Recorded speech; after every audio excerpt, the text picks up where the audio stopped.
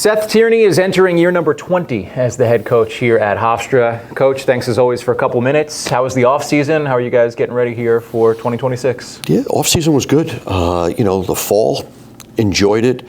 I thought the guys played hard.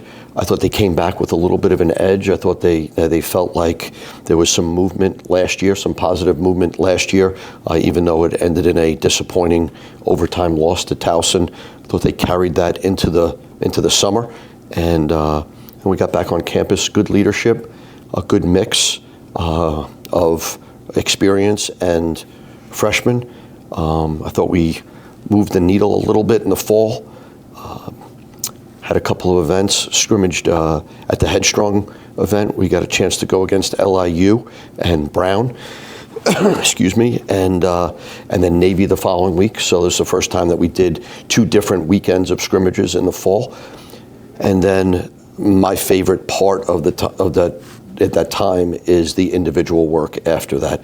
It's almost backwards, right? We should have the individual work then the fall, but because of weather and things like that, we do it backwards. And I thought that the guys took it really seriously, which was great.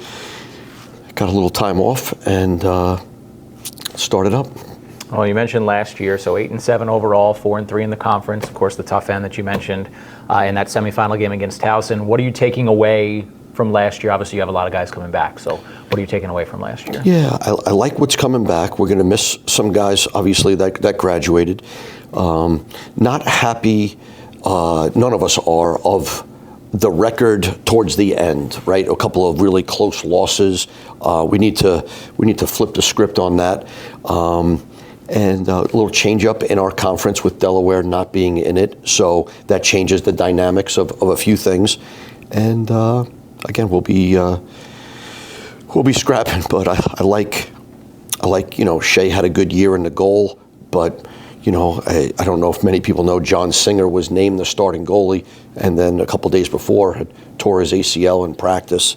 And Dan Dorshevsky, a guy that redshirted last year. So for a coach, we've got good goalie problems. And we're looking forward to seeing that. Older on defense, right? So I liked some of that leadership there. A little bit younger on offense, but with good energy. So we'll see how it goes. We have to pick it up a little bit at the face-off X, but the guys are working hard. Oh, we'll start there with the offense. So last year, you guys were very balanced. You had 6 guys with at least 34 points. Everybody in that attack unit, the first midfield unit, seemed like you never know whose day it was going to be, who was going to have the big day. How can you kind of carry over that balance and distribution? Yeah, that was a very cool stat, especially as a coach, that you have a balanced offense. The one stat that's better than that is that you just have one more goal than every other team that you play, regardless of who scores. So we celebrated that we're sharing the ball. That's part of our mantra here. It's not like we have, one alpha of what's going on. We play team offense here and read and react, and that's where we're going to continue to do that. So some days, one person may just have a great day, and the next day, he may not. So with that, we're going to continue with doing that. We've got a little bit of more experience down there. A couple guys got some games under their belt last year. And so we're looking forward to seeing Anthony Malika and Trevor Natalie, our captains down that end. And so far, they've done a nice job leading a pretty good group. And you mentioned those 2 guys, Drew Bogardus, right, had a good year last year. Yep. How can those guys take another step offensively? Yeah, Drew, certainly Drew, nobody knew who he was until he introduced himself to the world. And this will be a challenging year for him because there's no hiding him anymore, right? He had a good year. Everybody knows his name. So it's someone else. Someone has to cover him now. And we are, again, we're looking forward to seeing what he brings in his sophomore year.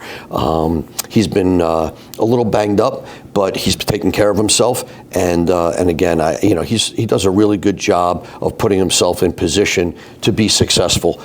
Whether the shot goes in or not, that will remain to be seen. But he does a good job without the ball. So looking at the defense, you mentioned a little bit older on that unit. You have some guys coming back. How do you see things kind of shaping up on that side? Will Delaney, Austin Clark, Henry Troy have stood out as older guys. Two guys are still returning in Henry Troy and Austin Clark. Will Delaney's going to be, this is his last year with us. Blake Cooling as the long stick midfielder. Matt Villas as a short stick team midi. So those are 5 guys that have gotten a lot of hours and minutes for us. And so, we'll plug in some other ones. We've got 4, 5, and 6 ready to go defensively. We've got Aaron Siebold, who has done a good job, and then a host of other long sticks that are really fighting it out. There's a little bit of depth on that side that we're enjoying, and we just got out of a meeting, and the theme of it was next man up. We're not going to take a huge step back if someone's ill. We're not going to take a huge step back if someone unfortunately gets injured. And if someone's starting to outplay someone, then next man up. You mentioned before getting better at the face-off X. How can we expect that? Who can we expect to see? Yeah, so 2 years ago, Chase Patterson was really good for us. And then last year, we got bit by the injury bug a little bit. Bosak went down with an early season ACL. And we could never we fought for a decent percentage, so we were good at the face-off X. Good's not good enough, as we all know, right? You got to be different. With Bosak is back, Cole Meyer is back. We got 2 freshmen. One is Nico Geekus, who plays for Half Hollow Hills West and won a state championship last year in New York. And the other one is Holden Hayes out of Colorado, who's he's a bull in there. So we've got a bunch of different varieties, and now it'll be just kind of honing in what each one of them is great at, and then it's a chess match. What does their player do? And then it becomes, you don't want to use rock, paper, scissors, but it's one of those equations of this guy does this, who's the best guy to go against it, and who are they going to send out against us? So hopefully, our goal is to win just a few more face-offs each game than we did last year. And if that happens, then we'll have to defend less and play more. Well, non-conference schedule, tough as always. How do you hope that kind of prepares you for when you get into that rock fight that is always the season? Yeah. I think, life is changing in college sports. I mean, you've got a front row seat to it in every sport of what's going on. And I think people have, really started to look into what do they want out of non-conference. At one point in time is to play anybody and everybody. Some thoughts are to play maybe better teams than ranked teams that maybe are better than the ones in the conference. Sometimes it's, let's not do that and let's get the winning vibe going, or give yourselves a little bit of a chance. And there could be some other factors, who's available, areas of the country, travel, home and away, things like that. We think we put together a decent at a conference schedule. Certainly we're going to get challenged. There's going to be a lot of great teams that we play. And then we hope that we're prepared for when the lights go on, or the conference lights go on, when everybody's fighting for that one coveted spot. And you mentioned it a little bit earlier, in the CAA last year, obviously you guys started out really strong, stumbled a little bit down the stretch. Yeah. What is the mindset, I guess, kind of going in terms of preparing for the CAA? We've used that stumble as gasoline for our engines now, and we just brought it up in a team meeting. But you need something negative to fuel you at times. You've heard all the coaches' cliches. You act differently after a loss than you do a win. It doesn't work in my book. Like, I'm almost angrier after a win, because I know what's coming. I know there's 18 or 22-year-old young men down there that are going to read all the social media. They're going to listen to all their family and friends if they had a good game, and my job is actually to prevent them from hearing any of that, and to treat every win like a loss, and try to drill down and find the things that normally would be hidden in wins. Like, how many times do you go back and go, wow, maybe we were just lucky to win. We didn't play as well as we thought. Celebrate it, but let's make sure we treat it like a loss.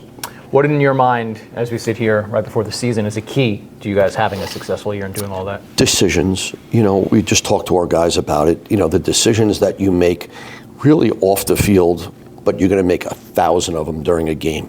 Can you get to this ball? Did you decide to slide? Did you decide to pass it? Where did you decide to shoot it? Did you decide to be a great off-ball player? What's the decision in the weight room? What's the decision with extra cardio? What's the decision in rehab or trying to keep your body as healthy as possible? So it's really just about decisions.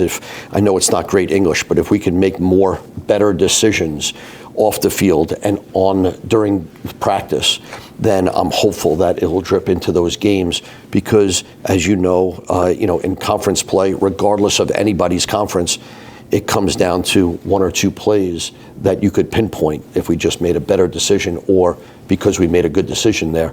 That's why we have a smile instead of a frown.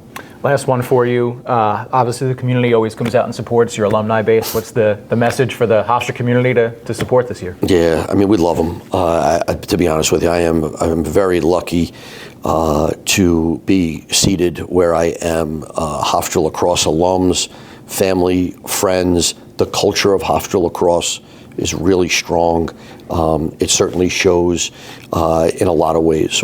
Attendance, our Big Brother program, so financially always helps, to help run our program in a first-class fashion. But they're just there. They're there for support. They understand the challenges, and I couldn't thank our alums anymore. Words would not do it justice. For the families, they're part of our culture. We know that there's going to be some families that they would love for their son to be out there more, but they need to know that they're part of our culture, and at some point in time, their son will be out there if they work hard. And as far as the community, again, we're out there in the community. We do a bunch of community service because it's the right thing to do. And in return, the community does support Hofstra and Hofstra Lacrosse, and we can't thank them enough either. Coach, thanks as always for a few minutes. Good luck this year. We're excited to watch your team play. Thanks for your time, Kev.